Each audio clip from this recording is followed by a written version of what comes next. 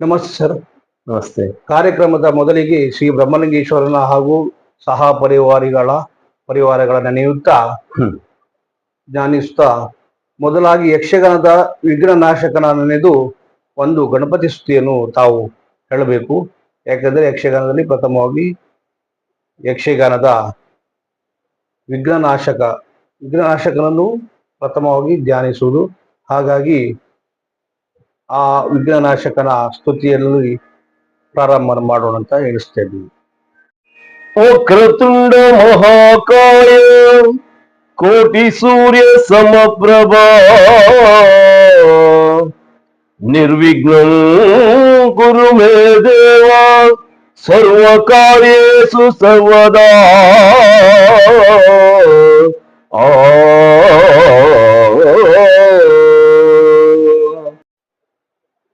Sir ನಮಸ್ತೆ. ನಮಸ್ತೆ.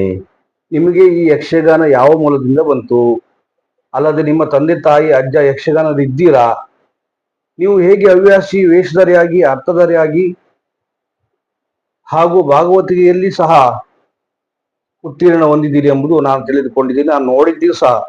ಹಾಗಾಗಿ ನಿಮಗೆ ಈ ಪ್ರಥಮವಾಗಿ ಯಕ್ಷಗಾನ ಹವ್ಯಾಸವನ್ನು ಹೇಗೆ ಇಟ್ಕೊಂಡ್ರಿ? ಹಾಗೆ ಯಾರಿಂದ ಬಂದಿರ್ಬೋದು, ಅಥವಾ ನೀವೇ ಆಯ್ಕೆ ಮಾಡಿಕೊಂಡಿದ್ದೀರಾ, ಅಥವಾ ಯಕ್ಷಗಾನದ ವೇಷಧಾರಿಯನ್ನು ಹುಚ್ಚೆದ್ದು ಕಂಡು, ಅಥವಾ ಕೆಲವರು ಕಾಳಿಂಗನವರ ಹಾಡನ್ನು ಕೇಳಿ ತಾನು ಮರಳಾಗಿ ಯಕ್ಷಗಾನಕ್ಕೆ ಬಂದಿದ್ದುಂಟು. ತಾವು ಇದಕ್ಕೊಂದು ಸಾಕ್ಷಿ ಬೇಕಲ್ಲ, ತಾವು ಹೇಗೆ ಬಂದ್ರಿ ಯಕ್ಷಗಾನಕ್ಕೆ, ಯಕ್ಷಗಾನ ಅರ್ಥಧಾರಿ ಆದ್ರಿ, ಅದ ಒಂದು ಸ್ವಲ್ಪ ನಮ್ಗೆ ತಿಳಿಸಿದ್ರೆ ಒಳ್ಳೆಯಿತ್ತು. ಯಕ್ಷಗಾನ ಅನ್ನೋದು ಕರಾವಳಿಯ ಮಣ್ಣಿನ ಕಲೆ. ಈ ಕಲೆಗೆ ಎಲ್ಲರೂ, ಯಾರು ನಾನು ಯಕ್ಷಗಾನ ಗೊತ್ತಿಲ್ಲ ಅನ್ನುವರು, ಜಾತಿ ಭೇದ ಧರ್ಮ ಭೇದ ಇಲ್ಲದೆ ಯಕ್ಷಗಾನ ಅವರ ಉಸಿರಾಗಿದೆ. ಹಾಗೆ ಅದೇ ರೀತಿಯಲ್ಲಿ ನಾವು ಬಸ್ರೂರು ಯಕ್ಷಗಾನದಲ್ಲಿ ಎಲ್ಲಾ ರೀತಿಯಲ್ಲೂ ಮಂಚೂಣಿಯಲ್ಲಿ ಇರುವಂತ ಒಂದು ಸ್ಥಳ. ನಮ್ಮ ತಂದೆಯವರು ಯಾವತ್ತು ಭಾಗವತಿಗೆ ಬಗ್ಗೆ ಭಾರಿ ಅವರಿಗೆ ಕಾಳಜಿ, ಇಂಟ್ರೆಸ್ಟ್. ಹಾಗಾದ್ರೆ ನೀವು ನಿಮ್ಮ ತಂದೆಯವರು ಯಕ್ಷಗಾನದಲ್ಲಿ ಇಂಟ್ರೆಸ್ಟ್ ಆಗಿ ನೋಡುವುದು. ಆ ಸಾಲಿಗ್ರಾಮ ಮತ್ತು ಪೆರಡೂರು ಮೇಳಗಳಲ್ಲಿ ಅವರು ಬೇರೆ ಕೆಲಸಗಳಿಗೆ ಗೊತ್ತಾಯ್ತು ಮೊದ್ಲು ಹೋದಂತ ಒಂದು ಸ್ವಲ್ಪ ಟೈಮ್ ಅಲ್ಲಿ ಹೋಗಿ ಕಾಳಿಂಗನೌಡ್ರ ಮತ್ತು ದಾರೇಶ್ವರರ ಪದ್ಯಗಳನ್ನು ನೇರವಾಗಿ ಕೇಳಿ ಅದನ್ನ ಮನೆಯಲ್ಲಿ ಬಂದು ಅವರು ಅದನ್ನ ಹೇಳ್ತಾ ಇದ್ದ ಸಂದರ್ಭ. ಆವಾಗ ನಾವು ಬಾರಿ ಚಿಕ್ಕವರಿದ್ದಾಗ ಅದನ್ನ ಕೇಳಿ ಆ ಯಕ್ಷಗಾನದ ಭಾಗವತಿಕೆ ಬಗ್ಗೆ ನನಗೆ ಬಾರಿ ಇಂಟ್ರೆಸ್ಟ್ ಬಂತು. ಹಾಗಾದ್ರೆ ನೀವು ಕಾಳಿಂಗನೌಡ್ರು ಹಾಗೆ ದಾರೇಶ್ವರ ಪದ್ಯ ಕೇಳಿ, ಅಥವಾ ಅದನ್ನು ನಿಮ್ಮ ತಂದೆ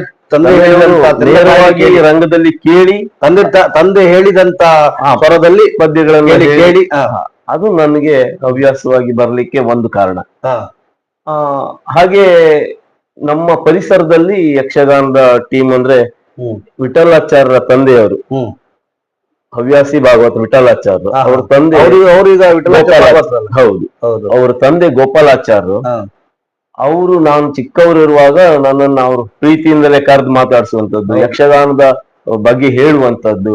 ಅವರು ಮಾಣಕಟ್ಟೆ ಮೇಳದಲ್ಲಿ ಎಲ್ಲ ಚಂಡಿಗಾರರಾಗಿ ದುಡಿದವರು, ಮೊದಲು ಮಾಣಕಟ್ಟೆ ಮೇಳದಲ್ಲಿ ಇದ್ದಾರೆ. ಅವರಲ್ಲಿ ಕೇಳಿದ್ರೆ ನೀವು ಇದು ಯಾವ್ದು ತಾಳ ಕೇಳಿದ್ರೆ ಅದನ್ನ ಬಾರಿಸ್ತಾ ಹೋಗಿ ಬರುತ್ತೆ. ಹೀಗೆ ಅದನ್ನ ಪರ್ಟಿಕ್ಯುಲರ್ ಆಗಿ ಆ ತಾಳನ್ನ ಅವರು ಹೇಳುದಿದ್ರು. ಹವ್ಯಾಸಿ ಕಲಾವಿದರಾಗಿ ರಂಗದಲ್ಲಿ ದುಡಿದವರು. ಅಂದ್ರೆ ಅವರು ಯಾವ ಗುರುಗಳಿಂದ ಕಲಿತಿದ್ದೆ ಅಲ್ಲ, ನಮ್ಗೆ ಹೇಳುವ ಪ್ರಕಾರದಲ್ಲಿ ಯಾವುದೇ ಗುರುಗಳಿಂದ ಬಂದ ವಿದ್ಯೆಗಳಲ್ಲ, ಕೇಳಿ ನೋಡಿ ಕಲ್ತಂತ ವಿದ್ಯೆಗಳು. ಇದು ಯಾವ ತಾಳ, ಯಾವ್ದು ರಾಗ ಕೇಳಿದ್ರೆ ಅವರಿಗೆ ಗೊತ್ತಿಲ್ಲ, ಬರುವುದಿಲ್ಲ. ಹಾಡಿದ್ದನ್ನು ಬಾರಿಸಿದನ್ನು ಎಲ್ಲವನ್ನು ನೋಡಿ ನಮ್ಗೆ ಅದನ್ನ ಫ್ರೀ ಇದ್ದಾಗ ನನ್ನನ್ನ ಹೀಗೆ ಕರೆದು ಆ ಯಕ್ಷಗಾನದ ಬಗ್ಗೆ ಹೇಳುವಂತದ್ದು, ಇಂಥ ಯಕ್ಷಗಾನಗಳನ್ನ ನಾವು ಮುಂದೆ ಮಾಡುವ, ನನಗೆ ಸಪೋರ್ಟಿವ್ ಆಗಿ ಅವರಿಗೆ ಒಬ್ರು ಸಪೋರ್ಟರ್ ಬೇಕಿತ್ತು. ನನಗೆ ಅದನ್ನ ಅವರು ತುಂಬಿಸ್ತಾ ಇದ್ರು ನನ್ನನ್ನ. ನನ್ಗೆ ಈ ರಂಗದಲ್ಲಿ ಬರ್ಲಿಕ್ಕೆ ಅವರು ಒಂದು ಕಾರಣ ಗೋಪಾಲಾಚಾರ್ಯ, ಇನ್ನೊಂದು ಕಾರಣ ನಮ್ಮ ತಂದೆಯವರ ಗುನುಗುವಿಕೆ. ಅದಾದ್ಮೇಲೆ ನಾನು ಹೀಗೆ ರಂಗದಲ್ಲಿ ಬಂದಾದ್ಮೇಲೆ ಗೋಪಾಲ ಇವರು KP ಹೆಗಡೆ ಅವರು ಹಂಗಾರಕಟ್ಟೆ ಕಲಾ ಕೇಂದ್ರದಲ್ಲಿ ಕೋಟದಲ್ಲಿ ಮಾಲಿಂಗೇಶ್ವರ ದೇವಸ್ಥಾನದಲ್ಲಿ ಆಗ್ತಾ ಇತ್ತು. ಅಲ್ಲಿ ನಾನು ಮತ್ತೆ ನಮ್ಮ ಫ್ರೆಂಡ್ ಒಬ್ಬ ಜಯ ಅಂತ ಅವರಲ್ಲಿ ಫ್ರೀ ಟೈಮ್ ಅಲ್ಲಿ ನಾನು ರಿಕ್ಷಾ ಅಷ್ಟೊತ್ತಿಗೆ ನಾನು ರಿಕ್ಷಾದಲ್ಲಿ ಒಂದು 25 ವರ್ಷದ ಹಿಂದೆ ರಿಕ್ಷಾ ಹಾಕಿಕೊಂಡು ಆ, ನೀವು ಯಕ್ಷಗಾನವನ್ನು ಹೌದು, ಕಲಿಬೇಕಂತ ಹೌದು, ಹುಚ್ಚಿದ್ದು ನೀವು ಅಲ್ಲಿ ಹೊರಟಿದ್ದು. ಅಲ್ಲಿ ಸದಾನಂದ ಹೆಬ್ಬಾರ್ ಹೌದು. ಅವರಲ್ಲಿ ಹೋಗಿ ಕೇಳಿದೆ. ಅವರು ಒಪ್ಕೊಂಡ್ರು. ಅಂದ್ರೆ ಯಾಕಂದ್ರೆ ನಂದು ಫ್ರೀ ಟೈಮಿಗೆ ಮಾತ್ರ ನಾನು ಬರುವುದು ಹೌದು. ಹೀಗೆಲ್ಲ ಹೇಳಿದ್ರು. ಅದು ನನ್ನನ್ನು ಅವರು ಸೇರಿಸ್ಕೊಂಡ್ರು. ಹಾ. ಗುರುಗಳಾದಂತ KP ಹೆಗಡೆ ಅವರು ಪ್ರಥಮವಾಗಿ ನನಗೆ ತಾಳಗಳನ್ನ ಅಭ್ಯಾಸಗಳು ಮಾಡಿ ರಾಗಗಳನ್ನ ಒಂದೆರಡು ರಾಗಗಳನ್ನ ನನಗೆ ಹೇಳಿ, ನಾನು ಅಂದ್ರೆ ನಮ್ಗೆ ಯಾಕಂದ್ರೆ ಆ ಇದ್ರಲ್ಲಿ ನಮ್ಗೆ ಹೋಗ್ಲಿಕ್ಕೆ ಯಾಕೆ ಆಗ್ಲಿಲ್ಲ ಕೇಳಿದ್ರೆ, ನಾನು ಫ್ರೀ ಟೈಮ್ ಅಲ್ಲಿ ಮಾತ್ರ ಹೋಗುವಂತದ್ದು. ಅಲ್ಲಿ ನಿರಂತರ ಕ್ಲಾಸ್ಗಳಾಗ್ತಾ ಇತ್ತು. ಅವ್ರು ಬೆನ್ನು ಹಿಡಿಲಿಕ್ಕೆ ನಮ್ಗೆ ಆಗ್ಲಿಲ್ಲ. ಆದ್ರೂ ನಾವು ಏನ್ ಮಾಡಿದ್ದೆ ಅಂದ್ರೆ, ನನಗೆ ಏನು ಅವರು ನನಗೆ ಏನ್ ದಾರಿ ಹರಿದಿದ್ದಾರೆ ಅದನ್ನು ನಾನು ಕಲ್ತ್ಕೊಂಡು ರಂಗದಲ್ಲಿ ಏನೋ ನನ್ನ ಮಟ್ಟಿಗೆ ನಾನು ಹಾಡ್ತಾ ಇದ್ದೇನೆ ಅನ್ನುವಂಥದ್ದು ನಾನು. ಅದು ಹಾಗೆ ನಾನು ಕೇಳಿದಾಗೆ ನೀವು ಹೇಳಿದ್ರಿ ಆಟೋ ರಿಕ್ಷಾ ನಾನು ಇಟ್ಕೊಂಡು ಯಕ್ಷಗಾನ ಅಭ್ಯಾಸ ಮಾಡಿದ್ದೀನಿ ಅಂದ್ರೆ, ಆಟೋ ರಿಕ್ಷಾವನ್ನು ಇಟ್ಟುಕೊಂಡು ಯಕ್ಷಗಾನ ಕಾರ್ಯಕ್ರಮಕ್ಕೆ ಅರ್ಥಧಾರಿಯಾಗಿ ನೀವು ಶ್ರೀ ನಂದನ ಪೂಜಾ ಮಂಡಳಿ ಮಂಗಳೂರು ಇವರ ಜೊತೆ ಎಷ್ಟೋ ವರ್ಷದಿಂದ ನೀವು ಅರ್ಥಧಾರಿಯಾಗಿ ಭಾಗವತಿಯಾಗಿಯೂ ಸಹ ದುಡಿತಿದ್ದೀರಿ. ಅದ್ರ ಬಗ್ಗೆ ಸ್ವಲ್ಪ ನಮಗೆ ವಿಚಾರಗಳು ಒಳ್ಳೆದಿತ್ತು. ಛಾಯಾನಂದನ ಪೂಜಾ ಮಂಡಳಿ ಹಂಗಳೂರು ಅಲ್ಲಿ ನಿರಂತರ ಒಂದು 23 ವರ್ಷದಿಂದ ನಾನು ಅವರೊಟ್ಟಿಗೆ ಪೂಜಾ ಮಂಡಳಿಯಲ್ಲಿ ಇದ್ದೆ. ಭಾಗವತನಾಗಿ ಅಲ್ಲಿ ಸೇರ್ಕೊಂಡೆ. ಅದಾದ್ಮೇಲೆ ಅರ್ಥಧಾರಿಯಾಗಿ ಏನು ಬಿಟ್ಟ ಸ್ಥಳಗಳನ್ನು ಯಾರು ಇಲ್ಲ ಅಂದ್ರೆ ಎಲ್ಲ ಮಾಡ್ಬೇಕು. ಅದು ಕೂಡ ಹೇಳ್ದ ಗುರುಗಳ ಅಪ್ಪಣೆಗಳು ಏನಾಗ್ತದೆ ಮಾಡುವಂತ. ಅಲ್ಲಿ ಏನ್ ಕೇಳಿದ್ರೆ ಅಲೋಲಿಕೆ ಇಲ್ಲ ಇವತ್ತು, ಅದು ಹೋಗು ಹಾಗೆ ಬೇರೆ ವೇಷ ಇಲ್ಲ, ಹೋಗ್ ಮರ. ಆಮೇಲೆ ಒಬ್ರು ಯಾರೋ ಇಲ್ಲೊಬ್ರು ಒಂದು ಇದು ಯಾವ್ದು ಅಂದ್ರೆ ಈ ಕಾರವನ ವೇಷ ಬರ್ತದೆ. ಅವರು ಒಂದ್ ಸ್ವಲ್ಪ ಬರುವುದು ಲೇಟ್ ಆಯ್ತು ಅಥವಾ ಬರುವಾಗ ಒಂಚೂರು ವಿಳಂಬ ಆಯ್ತು. ಇಲ್ಲಿ ರಂಗ ತುಂಬಲೇಬೇಕು. ಆವಾಗ ಏನ್ ಮಾಡಿದ್ರು ಗುರುಗಳಿಗೆ ನಾನೇ ಅಂದ್ರೆ ಎಲ್ಲಾ ಸಮರ್ಥವಾಗಿ ನೀವು ಇದ್ದೀರಿ, ಅವರು ಯೂಸ್ ಮಾಡ್ತಿದ್ದಾರೆ. ಬೇರೆ ಈಗ ಸಮರ್ಥವಲ್ರಿ ನಿಮ್ಮ ಹತ್ರ ಹೇಳ್ತಿದ್ರ ಯಾರು ಸಹ ಅಲ್ಲಿ ಬೇಕಂತ ನೀವು ಅಲ್ಲಿಗೆ ಫೈಲ್ ಮಾಡ್ಲಿಕ್ಕಿಲ್ಲಲ್ಲ. ಹೌದೌದು, ಯಾವ್ದು ಆಗ್ಬಾರ್ದು. ನನ್ನ ಮಟ್ಟಿಗೆ ನಾನು ಅದನ್ನ ಏನು ತುಂಬಿಸ್ತೇನೆ ಅನ್ನೋದು ಗುರುಗಳಿಗೆ ಭಾವನೆ. ಹಾಗಾಗಿ ನನ್ನನ್ನು ದುಡ್ತಾ ಇದ್ರು. ಅದು ನಾನು ಬೆಳಿಗ್ಗೆ ತುಂಬಾ ಸಹಕಾರವಾಯ್ತು. ನಾನು ಹೇಳ್ದಾಗೆ ಈಗ ಆಟೋ ರಿಕ್ಷಾನ ಓಡಿಸಿ ನಿಮ್ಗೆ ತುಂಬಾ ಹಗಲಲ್ಲಿ ತುಂಬಾ ಕಷ್ಟಕರ ಸ್ಥಿತಿ ಈಗ ವಾತಾವರಣದಲ್ಲಿ. ಅಲ್ಲಿ ದುಡಿಬೇಕು ಮತ್ತೆ ಇಲ್ಲಿ ದುಡಿಬೇಕು. ನಿಮ್ಗೆ ಇಲ್ಲಿ ದುಡಿಯುವುದಾದ್ರೆ ಹೇಗೆ ನಿಮ್ಗೆ ಕಷ್ಟ ಆಗ್ತದ, ಅದು ಒಳ್ಳೇದಾಗ್ತದ, ಅದರ ದೇವರು ಸ್ವಾಮಿ ನಿಮ್ಗೆ ಏನು ಅನುಗ್ರಹ ಮಾಡಿದ್ದಾರೆ ಅದೊಂದು ಸ್ವಲ್ಪ ನಮ್ಗೆ. ಈಗ ಎಲ್ಲರೂ ಹೇಳುದು ನನಗೆ ಸಮಯ ಇಲ್ಲ ಅನ್ನೋದು. ಆದ್ರೆ ಸಮಯ ಇಲ್ಲ ಅನ್ನುವಂತ ಆ ಶಬ್ದ ಇಲ್ಲ ಅಂತ ನನ್ನ ಭಾವನೆ. ಯಾಕೆ ಕೇಳಿದ್ರೆ ನನಗೆ ಮನಸ್ಸಿಲ್ಲ ಅನ್ನೋದು ಅದೊಂದು ವಿಚಾರ. ಮನಸ್ಸಿತ್ತು ಆದ್ರೆ ನಾನು ಎಲ್ಲಾ ಕಡೆಯಲ್ಲೂ ಹೋಗ್ತೇನೆ. ನಿಮ್ಗೆ ಈಗ ಒಂದು ಕೇಳಿದ ಕೂಡಲೇ ನಂಗೆ ಸಮಯ ಇಲ್ಲ ಅಲ್ಲ, ಮನಸ್ಸಿಲ್ಲ ಅನ್ನೋದೇ ಇರ್ತದೆ. ನಿಮ್ಗೆ ಮನಸ್ಸಿರೋದಿದ್ರೆ ನೀವು ಆ ಪ್ಲೇಸಿಗೆ ಹೋಗ್ಲೇಬೇಕು. ಹಾಗಾಗಿ ಶನೇಶ್ವರ ಇದಿರ್ಬೋದು, ಯಕ್ಷಗಾನದ ಹವ್ಯಾಸಿ ಇದಿರ್ಬೋದು. ನಾನು ಖಾಲಿ ಹವ್ಯಾಸಿ ಯಕ್ಷಗಾನ ಮಾತ್ರ ಅಲ್ಲ, ನಾನು ಯೋಗಗಳನ್ನ ಮಕ್ಕಳಿಗೆ ಸರ್ಕಾರಿ ಶಾಲೆಯ ಮಕ್ಕಳಿಗೆ ಯೋಗಗಳನ್ನು ಹೇಳಿಕೊಡುವಂತ, ಶನಿವಾರ ಹೋಗಿ ಮಕ್ಕಳಿಗೆ 1-2 ಗಂಟೆ ಯೋಗಗಳನ್ನು ಹೇಳುವಂತ ಕೆಲಸಗಳನ್ನು ಮಾಡ್ತೆ. ನನ್ನ ಫ್ರೀ ಇದ್ದಲ್ಲಿ ಒಂದು ಸಾಧಾರಣ 300 ಜನ ಮಕ್ಕಳಿಗೆ ಈಜು ಹೇಳಿಕೊಟ್ಟಂತ ನನಗೆ ಫ್ರೀ. ಯಾಕಂದ್ರೆ ನನ್ನ ಸಮಯ ಇದ್ದಿತ್ತು, ನನಗೆ ನನ್ನ ಮನಸ್ಸು ಉಂಟು. ಆ ರೀತಿಯಲ್ಲಿ ನಾನು ಕೆಲಸ ಮಾಡೋದು. ಅದು ಒಳ್ಳೆ ಕೆಲಸ ಬಿಡಿ. ಯಾಕಂದ್ರೆ ಮಕ್ಕಳಿಗೆ ನೀವು ಅದೆಲ್ಲ ದಾರಿ ಹರಿದಂದ್ರೆ ಅದು ಕೆಟ್ಟದಾಗುದಿಲ್ಲ, ಒಳ್ಳೇದಾಗುತ್ತದೆ. ಆ ಮನಸ್ಸು ಹಾಗೆ ನಾನು ತುಂಬಾ ಸಲ ಕೇಳಿದ್ದೆ, ಬಸೂರು ಮಹಾಲಿಂಗೇಶ್ವರ ದೇವಸ್ಥಾನದಲ್ಲಿ ಪ್ರತಿ ತಿಂಗಳು ನೀವು ಯಕ್ಷಗಾನದ ತಾಳಮದ್ಲೆ ಮಾಡ್ತಿದ್ರಂತೆ. ಎಷ್ಟು ಸಮಯ ಆಯ್ತು, ಎಷ್ಟು ವರ್ಷ ಆಗಿರ್ಬೋದು, ಎಷ್ಟನೇ ತಾಳಮದ್ಲೆ, ಅದಕ್ಕೆ ನಿಮ್ಗೆ ಪ್ರೋತ್ಸಾಹ ಕೊಡ್ತಿದ್ರ ಅಥವಾ ನೀವೇ ಅದಕ್ಕೆ ಜವಾಬ್ದಾರಿಯಾಗಿ ಹಣವನ್ನು ಹಾಕಿ ಪ್ರಸಂಗಗಳು ಮಾಡ್ತಿದ್ದೀರಾ? ಕರೆಸಿಕೊಳ್ಳುವುದು ತುಂಬಾ ಕಷ್ಟ ಇದೆ. ಅಲ್ಲಿಗೆ ಉದಾಹರಣೆ ಚಂಡೆ ಬೇಕು, ಮದ್ದಲೆ ಬೇಕು, ಭಾಗವತರು ಬೇಕು, ಅರ್ಥಧಾರಿಗಳಲ್ಲೂ 5-6 ಜನ ಅರ್ಥಧಾರಿಗಳಿಗೆ ಬೇಕದಕ್ಕೆ. ಅಲ್ಲಿಗೆ ಅಲ್ಲಿ ನಿಮ್ಗೆ ಅನಿಸುತ್ತೆ ಯಾರು ಧನ ಸಹಾಯ ಬಗ್ಗೆ ಅಥವಾ ಹರಕೆಯ ಬಗ್ಗೆ, ಹರಕೆದಾರ ಇದ್ರ ಧನ ಸಹಾಯ ಮಾಡೋರಿದ್ದಾರ ಅಥವಾ ನೀವೇ ಅದನ್ನ ಜವಾಬ್ದಾರಿ ತಕೊಂಡು ನೀವೇ ಮಾಡ್ತಿದ್ದೀರಾ? ಅದೊಂದು ನನ್ಗೆ ಹೇಳ್ಬೇಕು. ಯಕ್ಷಮಿತ್ರರು ಬಸರೂರು ಅದು ನಿರಂತರವಾಗಿ 65ನೇ ತಾಳಮದ್ಲೆ. ಈಗ ನಾಡ್ದೆ ಇವತ್ತು ಸೋಮವಾರ ನಾನು ಮಾಡುವಂತದ್ದು 65ನೇ ತಾಳಮದ್ದಲೆ. ಹಾಗಾದ್ರೆ 65 ಅಂದ್ರೆ ಎಷ್ಟು ಎಷ್ಟು ವರ್ಷ ಆದಾಗ್ಲಕ್ಕೆ? 2016ನೇ ಇಸ್ವಿಯಲ್ಲಿ ಅದನ್ನ ಪ್ರಾರಂಭ ಮಾಡಿದ್ದು. 16ನಲ್ಲಿ ಒಂದೂವರೆ ವರ್ಷ ಕರೋನಾ ನಿಮಿತ್ತ ಹೌದು, ಅದೆಲ್ಲ ಎಲ್ಲ ಕಡೆಯಲ್ಲೂ ಬಂದಾಗಿದೆ. ಹಾಗಾಗಿ 2016ರಿಂದ ನಿರಂತರವಾಗಿ ನಡ್ಕೊಂಡು ಬರ್ತಾ ಇರುವಂತಹ ಪ್ರಕ್ರಿಯೆ. ಅದ್ರಲ್ಲಿ ನಾನು ಹೇಳೋದಂದ್ರೆ ನಿಮ್ಗೆ ನೀವು ಒಬ್ಬರೇ ಜವಾಬ್ದಾರಿ ಆಗಿ ಅದರಲ್ಲಿ ಸಹಕಾರ ಮಾಡಿದವರು ತುಂಬಾ ಜನ ಇದ್ದಾರೆ, ಮಾಡಿದ್ದಾರೆ. ದಿವಾಕರ್ ಶೆಟ್ಟಿ ಅವರು ಅಂದ್ರೆ ಹಣದ ವ್ಯವಸ್ಥೆಗಳನ್ನು ಬೇರೆ ಒಂದ್ ವಿಚಾರ, ಮತ್ತೆ ನನಗೆ ಸಪೋರ್ಟಿವ್ ಆಗಿ ಏನು ಕೆಲಸ ಮಾಡುದು ಒಂದ್ ವಿಚಾರ. ಹೌದು, ಅದನ್ನ ನಾನು ಮತ್ತೆ ದಿವಾಕರ್ ಶೆಟ್ರು ನಮ್ಮ ಕನಸದು ಪ್ರತಿ ತಿಂಗಳು ಸೋಮವಾರ ಒಂದು ತಾಳಮದ್ದಲೆ ಮಾಡುವ. ಅದಕ್ಕೊಂದಿಷ್ಟು ಖರ್ಚು ಬರ್ತದೆ, ಆದ್ರೆ ಕೊಟ್ಟವರು. ಹಾಗಂದ್ರೆ ನಾನು ಏನ್ ಮಾಡ್ತಿದ್ದೇನೆ ಕೇಳಿದ್ರೆ, ತಿಂಗಳಲ್ಲಿ ಒಬ್ಬರನ್ನ ಸೇವಾದಾರನಂತ ಒಂದು ಇಟ್ಕೊಳ್ಳೋದು. 12 ತಿಂಗಳಲ್ಲಿ ಒಂದು 5-6 ತಿಂಗಳು ಸಿಗ್ತಾರೆ ಅಷ್ಟೇ. ಉಳಿದ 5-6 ತಿಂಗಳನ್ನ ನಾವೇ ಜವಾಬ್ದಾರಿ ವಹಿಸಿ ನಾವೇ ಮಾಡ್ಕೊಳ್ಬೇಕು. ಅಂದ್ರೆ ನಾವೇ ಕೈಲಿ ಹಾಕೊಳ್ಬೇಕಾಗತ್ತೆ. ದೇವ್ರ ಸೇವೆ ಅಂತ ಬಿಡಬಾರ್ದು ಕಾರಣದಿಂದ ಅದ್ರ ಒಂದು ಖರ್ಚುಗಳು ಇರ್ತದೆ, ಬೇರೆ ಬೇರೆ ಖರ್ಚುಗಳು ಇರ್ತದೆ. ಮೈಕಿಗೆ ಬೇರೆ, ಸೌಂಡಿನ ವ್ಯವಸ್ಥೆಗಳಿಗೆ, ಅತಿಥಿ ಕಲಾವಿದ್ರೆ ಯಾರಾದ್ರೂ ಕರ್ಕೊಂಡು ಬಂದ್ರೆ 7-8 ಜನ ಬೇಕೇ ಬೇಕಾಗ್ತದೆ. ನಾನು ನೋಡಿದ್ದೆ, ಯಾಕಂದ್ರೆ ನಿಮ್ಮ ಸಂಸ್ಥೆಯಲ್ಲಿ ನಿಮ್ಮ ಬಸರೂರು ಮಿತ್ರ ಮಂಡಳಿಯ ತಾಳಮದ್ದಲೆ ನಾನು ಭಾಗವಹಿಸಿದ್ದು, ಒಂದು ಬಾರಿ ಭಾಗವಹಿಸಿದ್ದೀನಿ, ಹೌದು, ನೋಡಿದ್ದೀನಿ, ಎಲ್ಲ ಹೇಳಿದ್ದು ನಾನು ಕೇಳಿದ್ದೀನಿ. ಯಾಕಂದ್ರೆ ತುಂಬಾ ಸಂತೋಷದ ಇದು ವಿಚಾರ. ಯಾಕಂದ್ರೆ ಮಹಾಲಿಂಗೇಶ್ವರ ದೇವಸ್ಥಾನದಿಂದ ನೀವು ಪ್ರತಿ ತಿಂಗಳು ತಾಳಮದ್ದಲೆ ಮಾಡ್ತಿರೋದ್ರೆ ಇದು ನಿಜವಾಗ್ಲೂ ಒಳ್ಳೆಯ ಕಾರ್ಯ ಮಾಡ್ತಿರೋದನ್ನು ನಾನು 65ನೇ ತಾಳಮದ್ದಲೆ ಈಗ ನಡೀತಾ ಇದೆ. ಮೊದಲ ಒಂದು 6 ತಾಳಮದ್ದಲೆಯನ್ನ ನಮ್ಮ ಹಯಗ್ರೀವದ ವೆಂಕಟೇಶ್ ವೈದ್ಯರು, SSV ಕಲಾವೃಂದ ಟೆಕ್ಕಟ್ಟೆಕೊಮ್ಮೆ, ಅವರು ನಮ್ಗೆ 6 ತಾಳಮದ್ದಲೆಗಳಲ್ಲಿ ಅವ್ರು ನನ್ಗೆ ಫಸ್ಟ್ ಸಹಕರಿಸಿದ್ರು. ಅದಾದ ಮೇಲೆ ನಾನು ಅವರಿಗೆ ಅನಿವಾರ್ಯ ಕಾರಣಗಳಿಂದ ಅವ್ರು ಅಲ್ಲಿಂದ ಬರ್ಲಿಕ್ಕೆಲ್ಲ ಪ್ರಾಬ್ಲಮ್ ಆಯ್ತು. ಹಾಗಾಗಿ ನಾವು ನಮ್ಮದೇ ಹವ್ಯಾಸಿ ಕಲಾವಿದರನ್ನ ಸೇರಿಸಿ, ಆದ್ರೆ ಭಾಗವತರಿಗೆ ಬೇರೆ ಹೊರಗಿಂದ ಬೇಕಾಯ್ತು. ಆಗ ಆ ನಿಟ್ಟಿನಲ್ಲಿ ನಮ್ಗೆ ಒಂದು ತಾಳಮದ್ದಲೆ ಒಂದು 3,000 ಖರ್ಚುಗಳು ಬಂದ್ರು. ಒಂದ್ 5-6ಕ್ಕೆ ನಾವು ಸೇವಾದಾರನ್ನ ಹಿಡ್ಕೊಂಡು ಉಳಿದ 5-6 ನಾವೇ ಕೈಯಿಂದ ಹಾಕಿ ಮಾಡ್ತಾ ಇತ್ತು. ಅದರಲ್ಲಿ ಏನ್ ಕೇಳಿದ್ರೆ ಮನಸಂತೋಷಕ್ಕಾಗಿ. ಹೌದು, ಗೊತ್ತಾಯ್ತಾ? ಅದ್ರಲ್ಲಿ ದುಡ್ಡಾಗುವಂತದ್ದು ಬೇರೆ ಅಂತದ್ದು ಅಲ್ಲ. ಅದನ್ನ ನಾನು ಕೇಳಿದ್ದೀನಿ, ಕೇಳಿದ್ದೀನಿ. ನೀವು ಸಮಾಜ ಸೇವಕರು ಮತ್ತೆ ಎಲ್ಲ ಇದ್ರಲ್ಲೂ ವೃತ್ತಿಯಲ್ಲಿ ಇದ್ದಾರೆ, ಇಲ್ಲ ಅಂತ ಪ್ರಶ್ನೆ ಇಲ್ಲ. ಅವ್ರನ್ನ ಕರೆದ್ರೆ ಈ ಕ್ಷಣ ಬರ್ತಾರೆ ಅಂತ ವಿಷಯಗಳನ್ನ ನಾನು ಕೇಳಿದ್ದೆ. ಮತ್ತು ತುಂಬಾ ಸಹಕಾರ ಮಾಡಿದ್ದೀರಿ, ತುಂಬಾ ಬಡವರಿಗೂ ಕಷ್ಟದಲ್ಲಿದ್ದಾಗ ನೀವು ಉಪಕಾರ ಮಾಡಿದ್ರು ಅದರಲ್ಲಿ ಕೇಳಿದ್ದೇನೆ. ಅದು ಗ್ರಾಮಾಭಿವೃದ್ಧಿ ಯೋಜನೆಯಲ್ಲಿ ನಾನು ತಾಲೂಕು ಕೇಂದ್ರ ಸಮಿತಿಯ ಅಧ್ಯಕ್ಷನಾಗಿದ್ದೆ. ಈಗ ಆಗಿದ್ದೆ. ಅದ್ರಲ್ಲಿ ವಿಪತ್ತು ದಳ ಅಂತ ಒಂದು ಬರ್ತದೆ.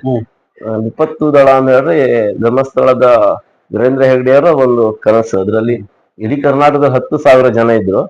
ನಮ್ಮ ಬಸರೂರಿನಲ್ಲಿ ಒಂದು 15-20 ಜನ ವಿಪತ್ತು ದಳದ ಟೀಮ್ ಉಂಟು. ಅದರಲ್ಲಿ ನಾನು ಒಬ್ಬ. ವಿಪತ್ತು ದಳ ಅಂದ್ರೆ ಯಾರಿಗೆ ಸಮಸ್ಯೆಗಳಾಗ್ತದೆ ಅಲ್ಲಿ ಹೋಗಿ ನಾವು ಅವರಿಗೆ ಹೆಲ್ಪ್ ಮಾಡುವಂತದ್ದು. ವಿಪತ್ತು ಒಂದು ಯಾವುದೇ ರೀತಿಯಲ್ಲಿ, ಈಗ ಮನೆಗೆ ಒಂದು ಹಾವು ನುಗ್ಗುದು ಅದು ದೊಡ್ಡ ವಿಪತ್ತೆ, ಅಥವಾ ಬೆಂಕಿ ಆಕಸ್ಮಿಕಗಳು ಅದು ವಿಪತ್ತು. ಅವಾಗ ನಾವು ಕರೆದ್ರೆ ನಮ್ ಟೀಮ್ ಹೋಗಿ ಅವ್ರಿಗೆ ಏನ್ ಬೇಕೋ ಅದನ್ನ ವ್ಯವಸ್ಥೆಗಳನ್ನು ಮಾಡುವುದು. ಅದರಲ್ಲಿ ನಾನೊಬ್ಬ ಸದಸ್ಯನಾಗಿದೆ ಅನ್ನೋದು ನಮ್ಗೆ ಹೆಮ್ಮೆ ಆಗ್ತದೆ. ಅದಕ್ಕೂ ನಾನು ಸಮಯವನ್ನ ಸ್ವಲ್ಪ ಮೀಸಲಿಟ್ಟಿದ್ದೇನೆ. ಬೇರೆ ಬೇರೆ ರಂಗದಲ್ಲಿ ಹೀಗೆ ದುಡಿತಿದ್ದೇನೆ. ಆದ್ರೆ ನನಗೆ ಅತ್ಯಂತ ಖುಷಿ ಕೊಟ್ಟದ್ದು ಯಕ್ಷಗಾನ. ಅದಕ್ಕಾಗಿ ನಾನು ಜೀವನ ಪರ್ಯಂತ ದುಡಿಯುವವನೇ. ಹಾಗಾಗಿ ಯಕ್ಷಗಾನವನ್ನು ಜಾಸ್ತಿ ಇಷ್ಟಪಡ್ತೀರ, ಕೊನೆ ತನಕ ನೀವು ಯಕ್ಷಗಾನ ಬಿಡುದಿಲ್ಲ. ಯಕ್ಷಗಾನವನ್ನ ಕೊನೆ ತನಕ ನಾವು ಸಹ ಅದರಲ್ಲಿ ನೋವುಗಳು ಆಗಿದೆ, ಸಂತೋಷಗಳು ಆಗಿದೆ, ಸುಖಗಳೆಲ್ಲ ಸಮಾನವಾಗಿರ್ತಕ್ಕಂಥ. ಆದ್ರೆ ನೀವು ಹವ್ಯಾಸವಾಗಿ ನೀವು ಈ ಯಕ್ಷಗಾನ ಬಳಸಿಕೊಂಡು ತುಂಬಾ ಕಡೆ ಪ್ರದರ್ಶನ ನೀಡಿದ್ದೀರಿ. ಮತ್ತೆ ಶನೀಶ್ವರ ದೇವರ ಕಥಾಮೃತವನ್ನು ಪ್ರವಚನದಲ್ಲಿ ಇದ್ದೀರಿ, ತುಂಬಾ ಕಡೆ ಹೋಗಿದ್ದೀರಿ ಅಂತ ಹೇಳಿದ್ದೀರಿ. ಹಾಗೆ ಅದರಲ್ಲಿ ಇರುವ ಒಂದು ನಿಮ್ಮ ಪಾತ್ರವನ್ನು ಯಾವುದೇ ಆಗ್ಲಿ ನೀವು ಮಾಡಿದ ಪಾತ್ರದಲ್ಲಿ 1-2 ತುಣುಕುಗಳನ್ನು ಮಾತಾಡ್ಬೇಕಂತ ಕೇಳಿಕೊಡುತ್ತೀನಿ. ಅದರಲ್ಲಿ ನನಗೆ ಇಷ್ಟವಾದ ಪಾತ್ರ ಆದ್ರೂ ಅಡ್ಡವಾದ ಪಾತ್ರ ಆಲೋಲಿಕೆಯ ಪಾತ್ರಗಳು. ಆಲೋಲಿಕೆಯ ಪಾತ್ರ ವಿಕ್ರಮಾದಿತ್ಯ ಏನು ಅವರಿಗೆ ಕಷ್ಟಗಳನ್ನು ಬಂದು ನಿಮ್ಮ ತಂದೆಯಲ್ಲಿ ಕೇಳ್ಕೊಂಡಾಗ ಅಂದ್ರೆ ಅವಳ ತಂದೆ ಅವ್ರ ತಂದೆಯಲ್ಲಿ ಏನ್ ಕಷ್ಟಗಳು ಬಂದು ಅವನು ಒಂದು ಅಂಗಡಿಯ ಬೀದಿಯ ಒಂದು ಅಂಗಡಿಯ ಜಗಲಿಯಲ್ಲಿ ಕುಳಿತುಕೊಂಡಾಗ ಆ ವರ್ತಕನಿಗೆ ವ್ಯಾಪಾರ ತುಂಬವಾಗಿ ಅವನು ಏನ್ ಮಾಡ್ತಾನೆ ಕರ್ಕೊಂಡ್ ಮನೆಗ್ ಬಂದು ಇನ್ನಷ್ಟು ವ್ಯಾಪಾರ ಆಗುವಂತ ಒಂದು ದುರಾಸೆ ಆ ರೀತಿಯಲ್ಲಿ ಅವ್ನು ಕರ್ಕೊಂಡ್ ಬಂದು ಮಗಳಿಗೆ ಇವ ಒಳ್ಳೆಯ ಬರ ಇವನು ಇದ್ದದಿದ್ರೆ ನನ್ನ ಅಂಗಡಿ ದಿನ ವ್ಯಾಪಾರ ಆಗ್ತದೆ, ಮದುವೆ ಖರ್ಚಿಲ್ಲಲ್ಲ, ಖರ್ಚಿಲ್ಲದೆ ಮದುವೆ ಹೌದು. ಮಗಳನ್ನ ಕರೆದು ಹೇಳ್ತಾನೆ, ಬಾಲಶಿರೋಮಣಿ ಬಾ, ಇಂತ ಒಬ್ಬ ವ್ಯಕ್ತಿ ಇದ್ದಾನೆ, ಅವನಿಗೆ ನೀನ್ ಮದ್ವೆ ಆಗ್ಬೇಕಂತ. ಆಗ ಅವನು ಮಾಡ್ತಾನೆ, ಅವಳು ಹೀಗೆ ಯಾರೋ ಬಂದಂತ ವ್ಯಕ್ತಿಗಳನ್ನ ನೀವು ಕರ್ಕೊಂಡ್ ಬಂದು ನನ್ನನ್ನ ಗಂಟು ಹಾಕಿದ್ರೇನೋ, ನೋಡ್ಬೇಕು, ಹೌದು, ಅವನ ಗುಣಶೀಲಗಳನ್ನ ನಾವು ನೋಡ್ಬೇಕಾಗ್ತದೆ ಅಂತ ಹೇಳುವ ಸಂದರ್ಭದಲ್ಲಿ ಅವನು ಈ ರೀತಿ ನಮ್ಮ ರಂಗು ಮಹಲ್ನಲ್ಲಿ ಇಸ್ಕೊಳ್ಳೋಣ, ಅಲ್ಲಿ ಹೋಗಿ ನೀನು ಅವನನ್ನ ನೀನ್ ಪರಿಚಯ ಮಾಡ್ಕೊಂಡು ಆಮೇಲೆ ಬೇಕಿದ್ರೆ ನಾಳೆ ಮದುವೆ ಆಗುವ ಅನ್ನುವಂತ ಒಂದು ಸನ್ನಿವೇಶಗಳನ್ನ ಅಲ್ಲಿ ಆಗ್ತದೆ. ಆಗ ಅವನು ಅಲ್ಲಿ ಒಳಗೆ ನಿದ್ರೆಯಲ್ಲಿ ಇರ್ತಾನೆ, ಹೋಗಿ ನೋಡುವಾಗ ನಿದ್ರೆಯಲ್ಲಿ ಇರ್ತಾನೆ. ನಿದ್ರೆಯಲ್ಲಿ ಇರುವಾಗ ಅವಳು ಹೋಗಿ ಹೇಳುವಂತ ಒಂದು ಸಂದರ್ಭದಲ್ಲಿ ನಮಗೆ ಅತ್ಯಂತ ಖುಷಿ ಕೊಟ್ಟಂತಹ ಸಂದರ್ಭ. ಗೊತ್ತಾಯ್ತು. ಅದನ್ನ ಅರ್ಥವಾಗಿ ಒಂದು ಸ್ವಲ್ಪ ಹೇಳಿ ಅಂತ ಕೇಳ್ಕೊಳ್ತೀವಿ. ಅದರಲ್ಲಿ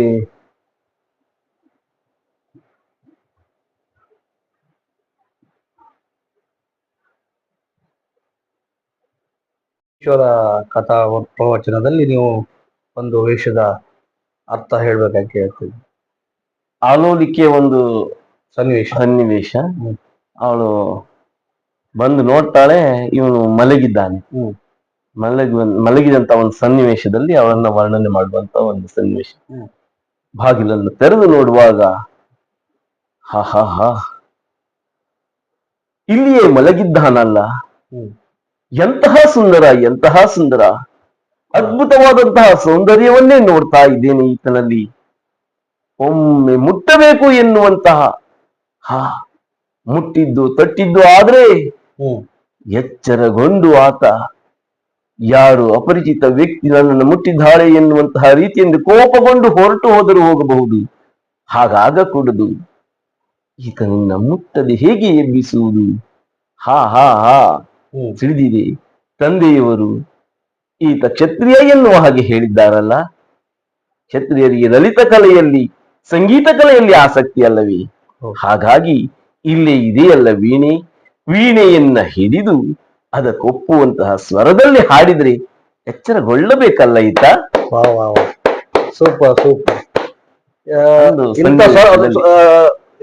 ಉದಾಹರಣೆಗೆ ಹೆಣ್ಣು ಮಕ್ಕಳ ಸ್ವರ ಮಾಡ್ಬೇಕಿದ್ರೆ ಅದು ಮಾಡ್ಬೇಕು. ಹೌದು, ಅದರಲ್ಲಿ ನಿಮ್ಗೀಗ ಬೇರೆ ಏನಾದ್ರು ಪುರುಷ ವೇಷದಲ್ಲಿ ಶನೇಶ್ವರನ ಪಾತ್ರ, ಅದು ಕಾರವಾನನ ಒಂದು ಪಾತ್ರಗಳಿರ್ತದೆ. ಆವಾಗ ಅವನು ಬಂದು ಹೇಳುವಂತಹ ಸನ್ನಿವೇಶದಲ್ಲಿ ಒಂದು ರೋಹಿಣಿ ಶಕಟಾದ್ರಿಯ ನಿಜಮಂಡಲದಲ್ಲಿ ನಿಂತು ಯೋಚಿಸಿದಾಗ ಅಂದು ನನ್ನ ಕೃತ್ಯವನ್ನು ಖಂಡಿಸಿದ್ದಾನೆ ವಿಕ್ರಮ. ಬಿಡಬಹುದೇ ಆತನನ್ನ? ಸಾಧ್ಯವೇ ಇಲ್ಲ. ಅಂತಾದ ಮೇಲೆ ಹೋಗಿ ಆತನನ್ನ ಕಾಡಬೇಕು ಹೇಗೆ? ಹಾ ಕನ್ಯಾ ರಾಶಿಕನಾಗಿ ಕಾಡುತ್ತೇನೆ ಎನ್ನುವಂತ ಮಾತಲ್ಲವೇ? ಯೋಚಿಸಿ ನೋಡಿದಾಗ ಕನ್ಯಾ ರಾಶಿ ಹತ್ತಿರವಾಗುತ್ತಾ ಇದೆ. ಹೋಗಿ ಆತನನ್ನ ಕಾಡಬೇಕು ಹೇಗೆ? ಅಶ್ವಪ್ರಿಯನಾದಂತಹ ವಿಕ್ರಮನು ಅಶ್ವದ ಮುಖೇನವಾಗಿಯೇ ಆತನನ್ನ ಕಾಡಬೇಕು. ನಾನು ಏರಿದಂತಹ ಕಾಗೆಯನ್ನೇ ತುರಗವನ್ನಾಗಿಸಿದ್ದೇನೆ. ಹಾಗಾಗಿ ತುರಗ ಮಾರುವವನ ವೇಷವನ್ನಂತೂ ಉಜ್ಜನಾಪುರಗಳಿಗೆ ನನ್ನ ಪಯಣ. ಸೂಪರ್. ಈಗಿನ ಸನ್ನಿವೇಶಗಳು ತುಂಬಾ ಚೆನ್ನಾಗಿ ಹೇಳ್ತೀರಾ. ಯಾಕಂದ್ರೆ ಆ ಸ್ವರ ಅಷ್ಟು ಉಂಟು ನಿಮ್ಮದು. ಈಗ ಆ ಶ್ರೀವೇಷ ಮಾಡ್ಲಿಕ್ಕೂ ಸ್ವರ ಹಾಗೆ ನೀವು ತೆಗಿತೀರಾ, ಪುರುಷ ವೇಷಕ್ಕೂ ಹಾಗೆ ತೆಗಿತೀರಾ. ಹಾಗೆ ಇದಕ್ಕೆಲ್ಲ ಅದಕ್ಕೆ ಅನುಭವ ಬೇಕು. ಮತ್ತೊಂದು ಆ ದೇವರ ಆಶೀರ್ವಾದ ಬೇಕು. ಇಲ್ಲದಿದ್ರೆ ಇದೇ ತರ ಮಾಡ್ಲಿಕ್ಕೆ ನೀವು ಅರ್ಥಗಾರಿಕೆ ಮಾಡ್ತೀರಿ, ಶ್ರೀವೇಷದ ಅರ್ಥ ಮಾಡ್ತೀರಿ, ಭಾಗವತಿಗೆ ಮಾಡ್ತೀರಿ, ಇದಿಷ್ಟೆಲ್ಲ ನಂಬಿಕಿದ್ರೆ ನೀವು ತುಂಬಾ ಪ್ರಯತ್ನ ಮಾಡಿದ್ದೀರಿ ಎಂಬುದೇ ಅರ್ಥ.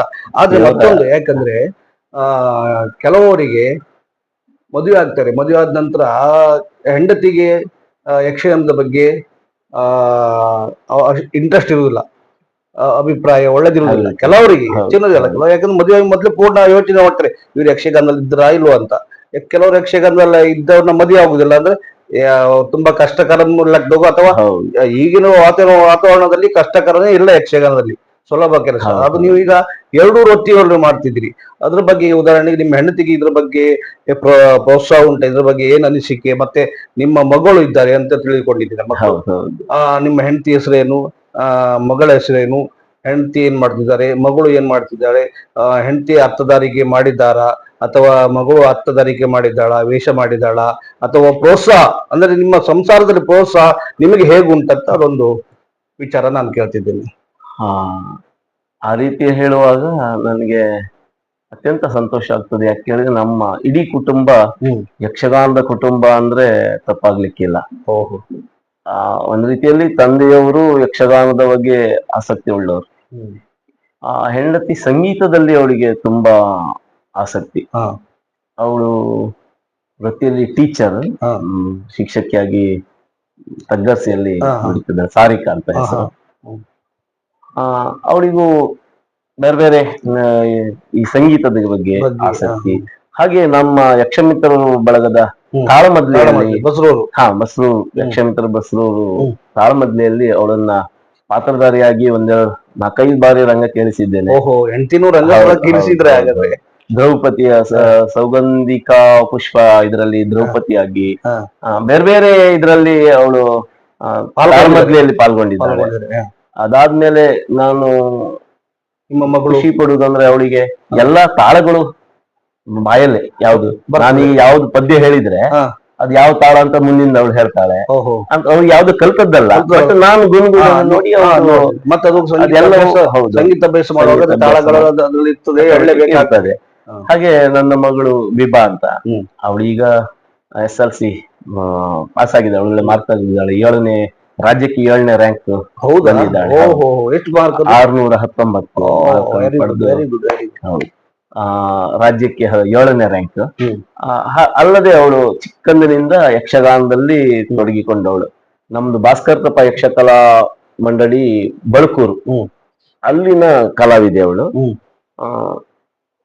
ಅಲ್ಲಿ ಎಲ್ಲ ವೇಷಗಳನ್ನು ಮಾಡಿದವಳು, ಎಲ್ಲ ರಂಗದ ವೇಷಗಳನ್ನು ರಂಗದಲ್ಲಿ ಮಾಡಿದ್ದಾಳೆ. ಹಾಗಾದ್ರೆ ನಿಮ್ಮ ಮಗಳನ್ನು ಸಹ ಯಕ್ಷಗಾನಕ್ಕೆ ನಾವು ಬಂದಿದ್ದೀರಿ. ಕೂಡ್ಲಿ ದೇವಿದಾಸ್ ಭಾಗವತರು, ಮದ್ಲೆಗಾರರು, SSV ಕಲಾ ವೃಂದದಲ್ಲಿ ಅವಳು ಸಾಧಾರಣ ಒಂದು 5-6 ವರ್ಷ ನಾನು ಅವಳಿಗೆ ಅಲ್ಲಿ ಕರ್ಕೊಂಡು ಹೋಗಿದ್ದೆ. ಅಲ್ಲಿ ಮದ್ಲೆ ಮತ್ತೆ ಚಂಡೆ ಎರಡನ್ನೂ ಅವಳು ಅಭ್ಯಾಸ ಮಾಡಿದ್ದು. ಹಾಗಾಗಿ ಯಕ್ಷಗಾನದ ಟೋಟಲಿ ಹೇಳುವಾಗ ನಾವು ಯಕ್ಷಗಾನದ ಕುಟುಂಬ ಅಂತ ಹೇಳ್ಬಹುದು, ಎಲ್ಲರೂ ಹವ್ಯಾಸಿ. ಹಾಗಾದ್ರೆ ಅಂದ್ರೆ ನಿಮ್ಗೆ ಸಪೋರ್ಟ್ ಇದ್ದಾರೆ, ಮಕ್ಕಳು ಮನೆಯವರೆಲ್ಲ ಯಕ್ಷಗಾನದ ಬಗ್ಗೆನೂ ಸಪೋರ್ಟ್ ಇದ್ದಾರೆ ಅಂತ ಅರ್ಥ ಇಲ್ಲಿ. ನಿಮಗೆ ಈಗ ಇಷ್ಟು ವರ್ಷ ಆಯ್ತು ಯಕ್ಷಗಾನದಲ್ಲಿ ಅರ್ಥಧಾರಿ ಮಾಡ್ತಿದ್ದೀರಾ, ಭಾಗವತಿಗೂ ಮಾಡ್ತಿದ್ದೀರಾ. ಅದು ನಿಮ್ಗೆ ಯಾರಾದ್ರೂ ಒಂದು ಪ್ರಶಸ್ತಿಗಳನ್ನು ಅಥವಾ ಸನ್ಮಾನಗಳನ್ನು ಎಲ್ಲಿ, ಯಾವ ಕಡೆ, ಎಲ್ಲಿ ಮಾಡಿದ್ದೀರಂತ ಕೇಳ ಬಯಸ್ತಿದ್ದೀನಿ ನಾನು. ಈಗಾಗ್ಲೇ ಒಂದು 10-6 ಕಡೆಯಲ್ಲಿ ನನಗೆ ಸನ್ಮಾನಗಳಾಗಿದೆ. ಯಕ್ಷಗಾನದ ವಿಚಾರದಲ್ಲೇ ಸನ್ಮಾನಗಳು ಆಗಿದೆ. ಆದ್ರೆ ಆ ಸನ್ಮಾನದ ಹಿಂದೆ ಬೀಳೋನಲ್ಲ, ನಮ್ಮ ಮಾಬ್ಲಣ್ಣ, ಹೇರಿಕೊದ್ರು ಮಾಬ್ಲಣ್ಣ ಯಕ್ಷಗಾನದ ಬಗ್ಗೆ ಭಾರಿ ತುಂಬಾ ಗುರುಗಳಿದ್ದಾಗಿ ಹವ್ಯಾಸಿ ಕಲಾವಿದರಾಗಿ ಅವರು ದುಡಿದಂತ ದುಡಿಮೆ, ರಂಗಕ್ಕೆ ಕೊಟ್ಟಂತ ಗೌರವ, ಕನ್ನಡ ರಾಜ್ಯೋತ್ಸವದ ಸಂದರ್ಭದಲ್ಲಿ 15 ದಿನದ ನಿರಂತರ ಯಕ್ಷಗಾನ, 9 ದಿನದ ನಿರಂತರ ಯಕ್ಷಗಾನ, ಅವುಗಳೆಲ್ಲ ಮಾಡ್ಲಿಕ್ಕೆ ಅಷ್ಟು ಸುಲಭದಂತ ಅಲ್ಲ, ಕಷ್ಟಕರವಾದಂತ ಅಂತ ಸಂದರ್ಭಗಳಲ್ಲಿ ಹವ್ಯಾಸಿ ಕಲಾವಿದರನ್ನ ಹುಡುಕಿ ಅವರು ಪ್ರಶಸ್ತಿಗಳನ್ನ ಕೊಟ್ಟದ್ದು. ಯಕ್ಷ ಸೌರಭ ಪ್ರಶಸ್ತಿ ನನಗೆ 2023ರಲ್ಲಿ 2023ರಲ್ಲಿ ಯಕ್ಷ ಸೌರಭ ಪ್ರಶಸ್ತಿ ಭಾರಿ ಖುಷಿ ಕೊಟ್ಟಿದೆ. ಕೆಲವು ಕಡೆ ಎಲ್ಲ ತುಂಬಾ ಸನ್ಮಾನ ಆಗಿದೆ, ಹೌದು ಸನ್ಮಾನಗಳಾಗಿದೆ. ಆದ್ರೆ ಅದ್ರ ಹಿಂದೆ ಬೀಳುವವನಲ್ಲ ನಾನು, ಅದು ಬಟ್ ನನ್ಗೆ ಅದೆಲ್ಲ ಭಾರಿ ಇಂಟ್ರೆಸ್ಟ್ ಅಲ್ಲ. ತುಂಬಾ ಖುಷಿ ಅಂದ್ರೆ ನೋಡಿ, ನಿಮ್ಮ ಬಸರೂರು ಯಕ್ಷಮಿತ್ರ ಮಂಡಳಿಯಲ್ಲಿ ತಾಳಮದ್ಲೆ ಕಲಾವಿದರು ಬರ್ತಾರೆ, ಅವ್ರಿಗೆ ಏನಾದ್ರು ಕೊಡ್ಬೇಕಾ ಅಲ್ಲ ಹಾಗೆ ಸೇವೆ ಮಾಡಿ ಹೋಗ್ತಾರ ಏನೋ? ಇಲ್ಲ, ನಮ್ಮ ಈ 65 ತಾಳಮದ್ಲೆಯಲ್ಲಿ ಒಂದು 10 ತಾಳಮದ್ಲೆಗೆ ನಮ್ ಸಾಮಗ್ರು ವಾಸುದೇವ್ ಸಾಮಗ್ರು ಬಂದು ಹ್ಮ್ ನಮ್ಗೆ ನಿರಂತರವಾದಂತ ಒಂದು ಟ್ರೈನಿಂಗ್ ಅಂತ ಕೊಡ್ಬೋದು, ಅವ್ರು ಹೇಳ್ಬೋದು. ಯಾಕೆ ಕೇಳಿದ್ರೆ ನಾವು ಕೆಲವೊಮ್ಮೆ ನಾನು ಹೇಳ್ದಂಗೆ ತಾಳ್ಮದಲ್ಲಿ ಹೇಗೆ ಅಂತ ಕೇಳಿದ್ರೆ ತಾಳ್ಮದ್ಲೆ ಶುರುವಾಗದೆ ಜನರು ಬರುವುದಿಲ್ಲ, ಜನರು ಬರದೆ ನಾವು ತಾಳ್ಮದ್ಲೆ ಶುರು ಮಾಡುದಿಲ್ಲ. ಹಾಗೆ ಆ ರೀತಿಯ ಒಂದು ಪರಿಸ್ಥಿತಿಯಲ್ಲ ಇದೇ ವಾಸುದೇವ ಸಾಮಗ್ರು ಬಂದ ಹೇಳಿದಾಗ ನೀವು ಜನರ ಬಗ್ಗೆ ಯಾವತ್ತೂ ನಿರೀಕ್ಷೆ ಮಾಡ್ಕೊಳ್ಬೇಡಿ. ನೀವು ಶುರು ಮಾಡಿ, ಯಕ್ಷಗಾನ ಶುರು ಮಾಡಿ, ನೀವು ಮಾಡುವ ಸೇವೆ ದೇವರಿಗೆ ಸಮರ್ಪಣೆ ಆಗ್ತದೆ. ಅದನ್ನ ನೀವು ನಿರಂತರ ಮಾಡ್ತಾ ಹೋದಾಗ ಇಲ್ಲೊಬ್ಬ ಕೇಳ್ತಾನೆ, ಇಲ್ಲೊಬ್ಬ ಕೇಳ್ತಾನೆ, ತಾಳ್ಮದ್ಲೆ ಉಂಟಂತ ಗೊತ್ತಾಗ್ತದೆ, ಬರ್ತಾರೆ. ಅದ್ರಲ್ಲಿ ಅದ್ರ ಬಗ್ಗೆ ನೀವು ತಲೆ ಬಿಸಿ ಮಾಡ್ಕೊಳ್ಬೇಡಿ ಅಂದ್ರೆ ನಾನು ಬಾರಿ ಈಗ್ಲೂ ಆ ಮಾತು ಕಿವಿ ಗುನುಗುಟ್ಟುವಂತ ಸಾಮಗ್ರು ನಮ್ಗೆ ಒಳ್ಳೆ ಸಪೋರ್ಟಿವ್ ಆಗಿದ್ರು. ಹಾಗೆ ನಾವು ಕಲಾವಿದರನ್ನ ಹಾಗೆ ಕಳಿಸುವುದಿಲ್ಲ ಅನ್ನೋದು ಒಂದಿದೆ. ಏನಾದ್ರೂ ಅವ್ರಿಗೆ ಕೊಡುವಂತದ್ದಲ್ಲ, ದೊಡ್ಡದಲ್ಲ, ಅವರ ಇದು ಲೆವೆಲ್ ಕೊಡುವಂತದ್ದಲ್ಲ, ಬರುವ ಏನೋ ಒಂದಿದು ಕೊಟ್ಟು ಕಳಿಸ್ತೇವೆ. ಹಾಗೆ ಕಳಿಸ್ಲಿಲ್ಲ, ಹಾಗೆ ಕಳಿಸುವಂತದ್ದು ಇರಲ್ಲ. ಹಾಗಾದ್ರೆ ತುಂಬಾ ಯಾಕಂದ್ರೆ ನಾನು ಕೇಳಿದೆ ತುಂಬಾ ಜನ ನಿಮ್ಮ ತಾಳ್ಮದ್ಲೆಯಲ್ಲಿ ಇದ್ದಾರೆ ಅಂತ ಕೇಳಿದ್ದೀನಿ. ಅದು ಹೌದು, ನಂಗೆ ಸತ್ಯದ ವಿಷಯ ಗೊತ್ತಾಯ್ತು. ಕೊನೆಯದಾಗಿ ಕೇಳೋದಂದ್ರೆ ಮುಂದೆ ಹುಟ್ಟು ಮಕ್ಕಳಿಗೆ ಈ ಯಕ್ಷಗಾನದ ಬಗ್ಗೆ ನೀವು ಏನ್ ಹೇಳ್ತೀರಾ? ಮತ್ತು ನಾನು ಈ ಹವ್ಯಾಸಿ ಕಲಾವಿದರನ್ನ ಹುಡುಕಿ ಇಲ್ಲಿ ನಮ್ಮ ಬ್ರಹ್ಮಲಿಂಗೇಶ್ವರ ಕಲಾಮಂದಿರದಲ್ಲಿ ಕಲಾಮಂದಿರ ವಾಹಿನಿಯಲ್ಲಿ ನಾವು ಮಾಡ್ತಾ ಇದ್ದೇವೆ. ಇದು ನಿರಂತರ ಮಾಡೋ ಹಾಗೆ ಶ್ರೀ ದೇವರು ಅನುಗ್ರಹಿಸಬೇಕು. ಮತ್ತು ಹವ್ಯಾಸಿ ಕಲಾವಿದರು ಯಾರೇ ಆಗ್ಲಿ, ಯಾರನ್ನೇ ನಾವು ಪ್ರಸಿದ್ಧ ಕಲಾವಿದರನ್ನು ಅಥವಾ ಭಾಗವತರನ್ನು ನಾವು ಇಲ್ಲಿ ಕರೆತಂದು ಈ ವಾಹಿನಿಯಲ್ಲಿ ಪ್ರಸಾರ ಮಾಡುತ್ತೇವೆ. ಯಾಕಂದ್ರೆ ವೃತ್ತಿಪರ ಕಲಾವಿದರಿಗಾಗಿ ಈ ಚಾನೆಲ್ ಅಲ್ಲ, ಈ ವಾಹಿನಿ ಅಲ್ಲ, ಇದು ಹವ್ಯಾಸಿ ಕಲಾವಿದರಿಗೆ. ಇನ್ನು ಇಷ್ಟು ಜನ ಹವ್ಯಾಸಿಗಳು ತುಂಬಾ ಮಂದಿ ಇದ್ದಾರೆ, ಅವರನ್ನು ಸನ್ಮಾನ ಮಾಡಬೇಕು ಮತ್ತು ಇಂಥ ವಾಹಿನಿಯಲ್ಲಿ ಪ್ರಚಾರ ಮಾಡ್ಬೇಕು ಅವ್ರನ್ನ. ಯಾಕಂದ್ರೆ ಪ್ರಸಿದ್ಧ ಕಲಾವಿದರು ಭಾಗವತ ಎಲ್ಲ ತುಂಬಾ ಜನ ಇದ್ದಾರೆ, ಅದು ನನ್ಗೆ ಗೊತ್ತಿದೆ. ಯಾರು ಇವರನ್ನ ಹವ್ಯಾಸಿ ಕಲಾವಿದರನ್ನ ಯಾರು ಪರಿಚಯ ನೋಡ್ಲಿಲ್ಲ, ಗುರುತಿಸಿದ್ದಾರೆ, ಆದ್ರೆ ಈ ವಾಹಿನಿ ಟಿವಿಯಲ್ಲಿ ಬಂದದ್ದೆ ನಾನು ನೋಡ್ಲಿಲ್ಲ. ಈಗ ನಾವು ದೇವರ ಅನುಗ್ರಹದಿಂದ ಶುರು ಮಾಡಿದ್ದೇವೆ. ಇನ್ನು ಮುಂದೂ ಸಹ ನಮಗೆ ಒಳ್ಳೇದಾಗಬೇಕು, ನಿಮ್ಮ ಆಶೀರ್ವಾದ ಇರಬೇಕು. ಮತ್ತೆ ಮುಂದಿನ ಪೀಳಿಗೆಗೆ ನೀವು ಏನ್ ಹೇಳ್ತೀರಾ? ಇದೊಂದು ಉತ್ತಮವಾದಂತ ಒಂದು ಕಾರ್ಯಕ್ರಮ. ಯಾಕೆ ಹೇಳಿದ್ರೆ ಎಲೆಮರಿಯ ಕಾಯಾಗಿ ಯಕ್ಷಗಾನದಲ್ಲಿ ಅದೆಷ್ಟೋ ಜನ ದುಡ್ಡಿದ್ದಾರೆ, ಯಕ್ಷರಂಗಕ್ಕೆ ಸೇವೆಯನ್ನ ಕೊಟ್ಟಿದ್ದಾರೆ. ಆ ಸೇವೆಯನ್ನ ಗುರುತಿಸಿ ನೀವು ಮಾಡುವಂತ ಒಂದು ಕಾರ್ಯಕ್ರಮ. ಇದರಿಂದಾಗಿ ಅವರಿಗೆ ಮುಂದಿನ ದಿನಗಳಲ್ಲಿ ಹವ್ಯಾಸಿ ಕಲಾವಿದರಿಗೆ, ವೃತ್ತಿಪರ ಕಲಾವಿದರಿಗೆ ಬೇರೆ ಒಂದು ಟಿವಿ ವಾಹಿನಿಗಳಲ್ಲಿ ತುಂಬಾ ಜನ ಬಂದಿದ್ದಾರೆ, ಪ್ರಚಾರ ಇದ್ದವರು. ಇಲ್ಲಿ ಹವ್ಯಾಸಿಗಳಂದ್ರೆ ಈಗ ಪ್ರಚಾರ ಇಲ್ಲದಿದ್ದವರು. ಹೌದು, ಆದ್ರೆ ಹವ್ಯಾಸಿ ಕಲಾವಿದರಲ್ಲಿ ಸಮರ್ಥರೇ ಅವರು, ಆದ್ರೆ ಪ್ರಚಾರಗಳು ಬರ್ಲಿಲ್ಲ. ಹೌದು, ಪ್ರಚಾರಕ್ಕಾಗಿ ಅಲ್ದಿ ಹವ್ಯಾಸಿ ಕಲಾವಿದರು ಎಲೆಮರೆಯ ಕಾಯಾಗಿ ದುಡಿದವರು ಒಂದಿಷ್ಟು ಜನ ಇರ್ತಾರೆ. ಅವರನ್ನ ನೀವು ಮುಖ್ಯ ವಾಹಿನಿಗೆ ತರಬೇಕನ್ನೋದಲ್ಲ, ಬಟ್ ಅವರನ್ನ ಗುರುತಿಸುವಂತ ಕಾರ್ಯಕ್ರಮ ಮಾಡಿದ್ದೀರಿ.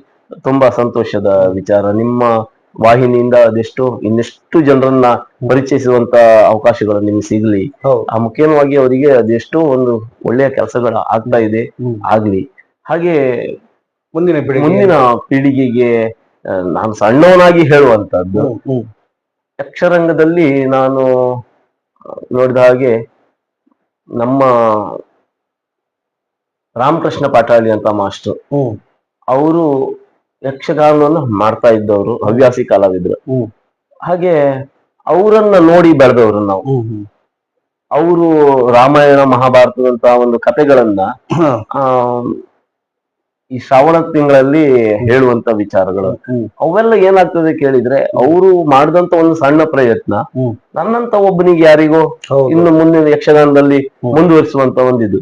ಈಗ ನಾನ್ ಮಾಡಿದಂತ ಸಣ್ಣ ಪ್ರಯತ್ನ ಏನು 65 ತಾಳ್ಮದ್ಲೆಗಳಿದೆ, ಅದನ್ನ ನೋಡಿದಂತ ಒಬ್ಬ ವ್ಯಕ್ತಿ ಯಕ್ಷಗಾನ ರಂಗಕ್ಕೆ ಬಂದು ನಾನು ಏನೋ ದುಡಿತೇನೆ, ಮುಂದಿನ ಪೀಳಿಗೆ ಕೊಡ್ತೇನೆ ಅಂದ್ರೆ ನನ್ನ ಜನ್ಮ ಸಾರ್ಥಕ ಅಂತ ನನ್ನ ಒಂದು. ಹಾಗೆ ಮುಂದಿನವರು ಅದನ್ನ ಬೆಳೆಸ್ಕೊಂಡು ಹೋಗ್ಬೇಕು. ಯಕ್ಷಗಾನ ಅನ್ನುವಂಥದ್ದು ಶಾಸ್ತ್ರೀಯವಾಗಿ ಹಾಗೇ ಇರ್ಬೇಕು ಅನ್ನುವಂತ ಚೌಕಟ್ಟುಗಳು ಉಂಟು. ಆಗುದಿಲ್ಲ, ಈಗಿನ ವಾತಾವರಣದಲ್ಲಿ ಇರ್ಲಿಕ್ಕೆ ಆಗುದಿಲ್ಲ. ಆದ್ರೆ ಆ ಶಾಸ್ತ್ರೀಯ ಚೌಕಟ್ಟಿನಲ್ಲಿ ಇದ್ದವ್ರು ಏನ್ ಹೇಳ್ತಾರೆ, ಉಳಿದವರನ್ನ ದೂಡುವಂತ ಪ್ರಯತ್ನ ಮಾಡಬಾರ್ದು. ಹವ್ಯಾಸಿ ಕಲಾವಿದರಾಗಿ ಏನೋ ಮಾಡ್ತಾ ಇದ್ದಾರೆ, ರಂಗಕ್ಕೆ ಸೇವೆ ಸಲ್ಲಿಸ್ತಾ ಇದ್ದಾರೆ. ಇದು ಏನ್ ಕೇಳಿದ್ರೆ, ನಾನು ಆ ಶಾಸ್ತ್ರೀಯ ಸಂಗೀತದಲ್ಲಿ ಎಷ್ಟು ಜನ ದುಡಿದು ರಂಗಕ್ಕೆ ಸೇವೆಯನ್ನ ಕೊಟ್ಟಿದ್ದಾರೋ, ಹಾಗೆ ಈ ಹವ್ಯಾಸಿ ಕಲಾವಿದರಾಗಿ ಬಂದು ಏನೋ ಆಚೀಚೆಗೆ ಆಗ್ತದೆ. ಹೌದೌದು. ಈಗ ನಾನು ಹೇಳಿದಂತ ಯಾರು ವೃತ್ತಿಪರ ಕಲಾವಿದರು ಮಾಡುದಿಲ್ಲ, ಯಾಕಂದ್ರೆ ಗೊತ್ತಿರ್ತದೆ ಇವರು ಸಂಘದಲ್ಲಿ ವೇಷ ಮಾಡಿ ಒಂದು 5-6 ಟ್ರಯಲ್ ತಕೊಂಡು ಮಾಡ್ತಿದ್ದಾರೆ ಅಂತ ಗೊತ್ತಿರ್ತದೆ. ಅಲ್ಲ, ಹಾಗಾದ್ರೆ ಯಾರು ಮಾಡುದಿಲ್ಲ. ಸೇವೆ ಉಂಟಲ್ಲ, ಅದು ನಿರಂತರವಾಗಿ ಇದ್ರೆ ಮಾತ್ರ ಶಾಸ್ತ್ರೀಯ ಸಂಗೀತಕ್ಕೂ ಒಂದು ಬೆಲೆಗಳು ಬರ್ತದೆ. ಹಾಗಾಗಿ ಇದನ್ನ ಈ ರಥವನ್ನ ದುಡ್ಕೊಂಡು ಹೋಗುವಾಗ ಕೇವಲ ಒಬ್ಬರು ಶಾಸ್ತ್ರೀಯ ಸಂಗೀತದ ಅಥವಾ ಶಾಸ್ತ್ರೀಯವಾಗಿ ಯಕ್ಷಗಾನದಲ್ಲಿ ದುಡಿದವರು ಮಾತ್ರ ಆಗುದಿಲ್ಲ, ಎಲ್ಲರೂ ಬೇಕಾಗ್ತದೆ. ಹವ್ಯಾಸಿ ಕಲಾವಿದರು ಪಾರ್ಟ್ ಮೇನ್ ಆಗಿ ಇರ್ತಾರೆ. ಹಾಗಾಗಿ ಎಲ್ಲರೂ ಸೇರಿ ಯಕ್ಷರಂಗಕ್ಕೆ ಒಂದು ಸೇವೆಯನ್ನ ಸಲ್ಲಿಸುವಂತ ಒಂದು ಸಣ್ಣ ಮನೋಭಾವಗಳು ಇರ್ಬೇಕು. ಬಿಟ್ರೆ ನನ್ನಿಂದಲೇ ಯಕ್ಷಗಾನ, ನನ್ನಿಂದಲೇ ಅನ್ನುವಂಥದ್ದು ಶಾಸ್ತ್ರೀಯ ಸಂಗೀತ, ಶಾಸ್ತ್ರೀಯ ಯಕ್ಷಗಾನದಲ್ಲಿ ಇದ್ದವರಿಗೂ ಇರಬಾರ್ದು, ಹವ್ಯಾಸಿ ಕಲಾವಿದರಿಗೂ ಇರಬಾರ್ದು ಅನ್ನೋದು. ಮತ್ತೆ ಹಾಗೆ ಈ ರಥವನ್ನ ಎಳೆಯಲ್ಲಿ ಎಲ್ಲರೂ ಸಹಕಾರ ಮಾಡೋಣ, ಇದನ್ನ ಮುಂದಿನ ಪೀಳಿಗೆ ಕೊಡುವಂತ ಏನು ಇದೆ, 100 ವರ್ಷದಿಂದ ನಡ್ಕೊಂಡು ಬಂದಂತ ಯಕ್ಷಗಾನ ಹೀಗೆ ಮುಂದೆ ಯಾವ್ದು ಈಗ ಹೇಗಿದೆ ಅದೇ ರೀತಿಯಲ್ಲಿ ಅವರಿಗೆ ಮುಂದಿನ ಪೀಳಿಗೆಯವರಿಗೂ ಕೊಡುವ ಅನ್ನುವಂತ ಒಂದು ದೃಷ್ಟಿಯಿಂದ ಎಲ್ಲರಿಗೂ ಒಳ್ಳೇದಾಗ್ಲಿ ಅಂತ ಹೇಳ್ಕೊಂಡು ನಮಸ್ಕಾರ. ಇವತ್ತಿನ ದಿವಸ ಕೆರೆಕಟ್ಟಿ ಅಶೋಕ್ ಪೂಜಾರಿ ಅವರು ನಮ್ಮೊಂದಿಗೆ ಈ ವಾಹಿನಿಯಲ್ಲಿ ಇಷ್ಟು ತನಕ ಇದ್ದು ಮಾತಾಡಿ ನಮ್ಮ ಜೊತೆ ಹಾಗೂ ಯಕ್ಷಗಾನದ ಬಗ್ಗೆ ಪ್ರೋತ್ಸಾಹ ನೀಡಬೇಕು, ಯಕ್ಷಗಾನವನ್ನು ಒಳ್ಳೆ ಮಾಡಬೇಕು, ಯಕ್ಷಗಾನ ಅರ್ಥಧಾರಿಗಳಾಗಿ 4 ಅರ್ಥಗಳನ್ನು ಹೇಳಿದ್ದಾರೆ, ಭಾಗವತಿಯನ್ನು ಮಾಡಿದ್ದಾರೆ. ಇವರಿಗೆ ತುಂಬುದರ ಧನ್ಯವಾದಗಳು. ಹಾಗೆ ಇನ್ನು ಮುಂದೆ ಸಹ ನಾವು ಹವ್ಯಾಸಿ ಕಲಾವಿದರನ್ನು ಕರೆತಂದು ಇಂಥ ವಾಹಿನಿಯಲ್ಲಿ ಪ್ರಸಾರ ಮಾಡುತ್ತೇವೆ. ಈ ನಮ್ಮ ಬ್ರಹ್ಮಲಿಂಗೇಶ ಕಲಾ ಯಕ್ಷಗಾನ ಕಲಾ ಮಂದಿರಕ್ಕೆ ಎಲ್ಲರೂ ಪ್ರೋತ್ಸಾಹ ಮಾಡಬೇಕು. ಯಾಕಂದ್ರೆ ಇದು ಹವ್ಯಾಸಿ ಕಲಾವಿದರ ವೃತ್ತಿ ಜೀವನದ ಒಂದು ಪರಿಚಯ. ಹಾಗಾಗಿ ತಾವೆಲ್ಲರೂ ಈ ಚಾನಲ್ ಪ್ರೋತ್ಸಾಹಿಸಿ ಮುಂದೆ ಒಳ್ಳೆಯದಾಗುವ ಹಾಗೆ ಹಾರೈಸಬೇಕೆಂದು ಕೇಳಿಕೊಳ್ಳುತ್ತಿದ್ದೇವೆ. ನಮಸ್ಕಾರ.